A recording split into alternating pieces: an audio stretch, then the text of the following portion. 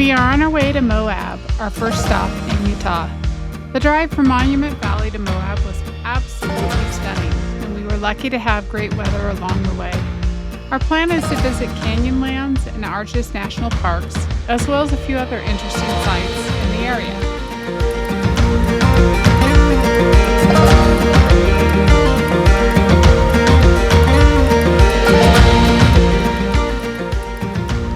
For those of you that wonder about our lodging, we are lucky enough to have a really nice RV to stay in. We love having all the creature comforts of home with us and being able to eat home-cooked meals while on the road.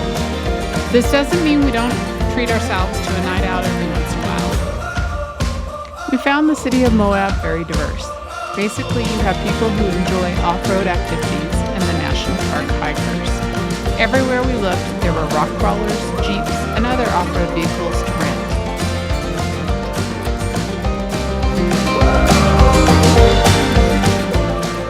The first park we visited was Canyonlands National Park. The park encompasses 527 square miles and is divided into 3 parts. We visited the Island in the Sky section. Water from the Green and Colorado rivers carved the set of canyons into the Colorado Plateau. We were able to get up at 4 a.m. to experience sunrise at Mesa Arch. With only a mile hike in the dark, we were one of the first to arrive. However, by sunrise, there were well over 50 people in attendance. This beautiful experience was the highlight of our visit to Canyonlands.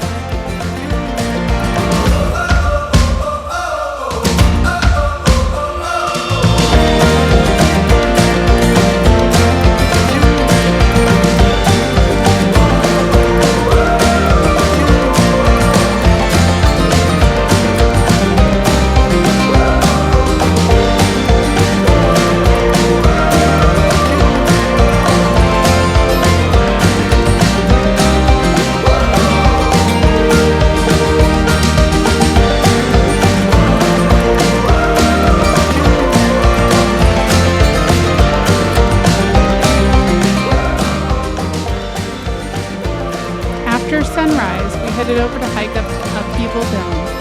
This dome is quite the mystery. Scientists do not know if it is a salt dome or a meteor crater. They tend to favor the meteor theory currently. No matter how it was created, the dome is beautiful with its varied colors, and the views from the top were spectacular.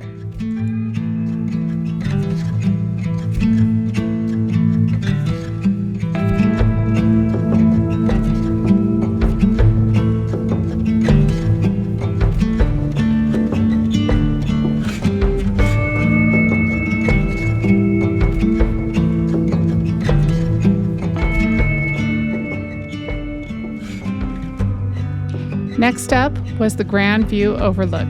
It is hard to describe how vast this park is. Similar to the Grand Canyon, you have to experience it, as pictures do not do it justice.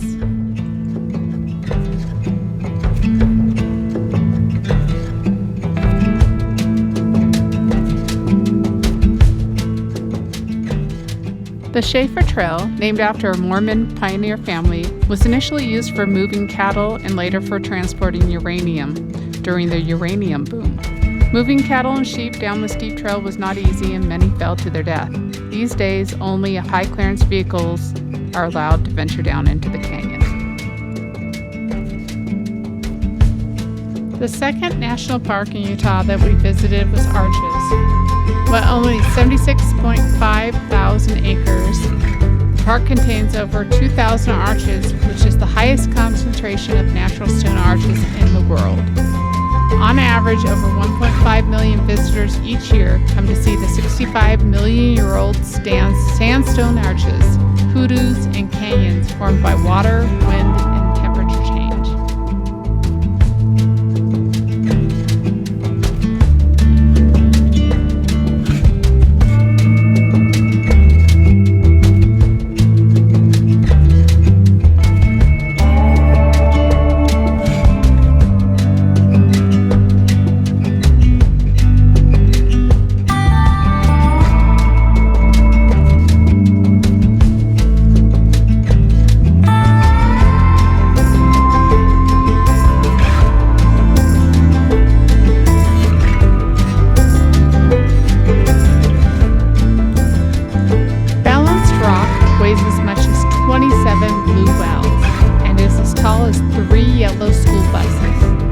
It is amazing to see up close and makes you marvel at nature's ability to create unique rock formations.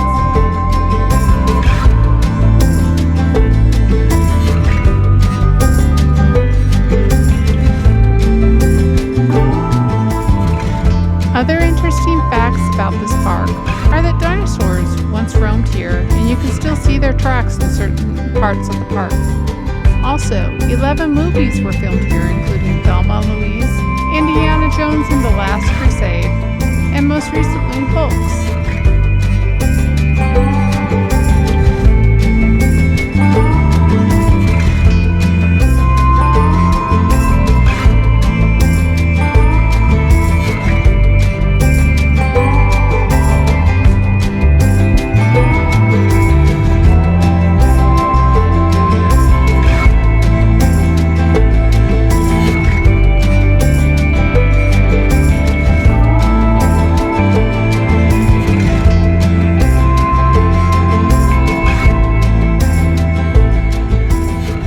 Arch is the fifth longest arch in the world, spanning a staggering 360 feet. Amazing. We decided to hike up to Delicate Arch to experience the sunrise.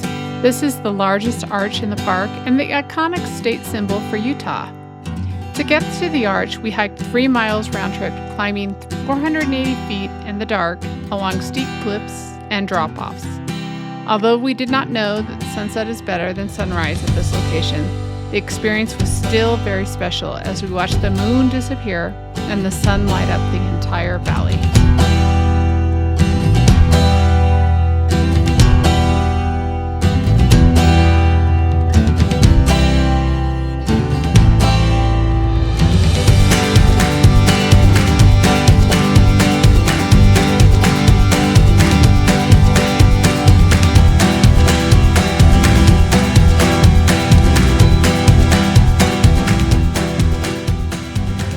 On the way down, we explored Wolf Ranch, the historic site of the first settler in the valley, and also saw some ancient petroglyphs in the area.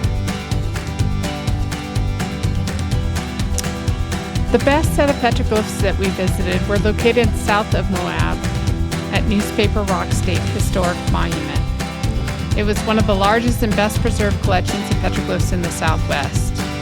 They date back approximately 2,000 years and had various art from cultures including the basket maker, ancestral Puebloan, and the Ute people.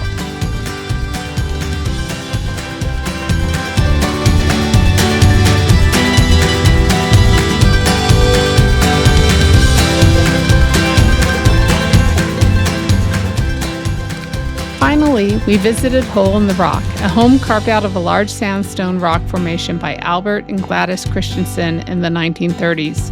In a 12-year period, Albert excavated 50,000 cubic feet of sandstone from the rock. The home includes a fireplace, 14 rooms, and even a bathtub cut into the rock.